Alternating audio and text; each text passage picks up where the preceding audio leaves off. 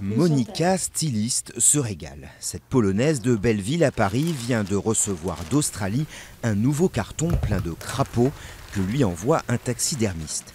Les Australiens, y compris les écologistes, sont bien contents de s'en débarrasser car le crapaud buffle, l'espèce importée d'Amérique du Sud, loin d'être menacé, fait des ravages. Non seulement il se reproduit très vite, mais il a aussi muté, il s'est tellement plu en quelque sorte. Ses pattes arrière se sont allongées, surtout c'est une espèce venimeuse, ça veut dire un crocodile Laval, 2 heures après il meurt.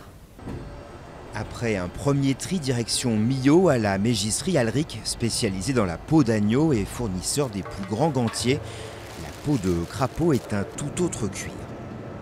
Les fibres sont plus courtes, la matière est plus dure, donc on imagine bien que les colorants vont se fixer plus vite et la couleur va monter beaucoup plus fort. On a dû baisser un petit peu les quantités de colorants, donc on a dû s'ajuster un petit peu à l'animal. Un animal symbole de fertilité et de prospérité qui débarque alors méconnaissable à Romainville en banlieue parisienne. C'est là que la découpe et la finition ont lieu sous l'œil attentif de Monica qui vient avec ses prototypes.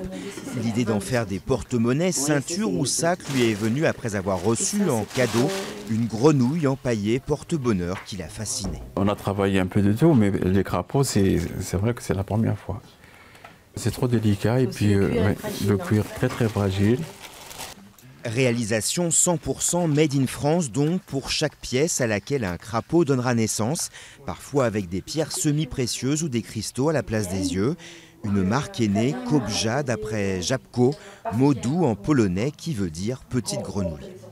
Des fois j'ai des nouvelles, des gens avec qui je reste en contact, qui m'envoient des photos de vacances à la plage ou qui me donnent des nouvelles. Et il y a beaucoup de gens qui l'appellent, qui leur donnent un nom. Bien loin de leur terre natale, ces crapauds vivent alors leur deuxième vie dans un showroom de Tokyo ou chez une riche famille new-yorkaise. Il faut dire qu'un porte-monnaie peut aller jusqu'à 250 €, un grand sac 1200. L'histoire dira s'il se transforme un jour en prince charmant.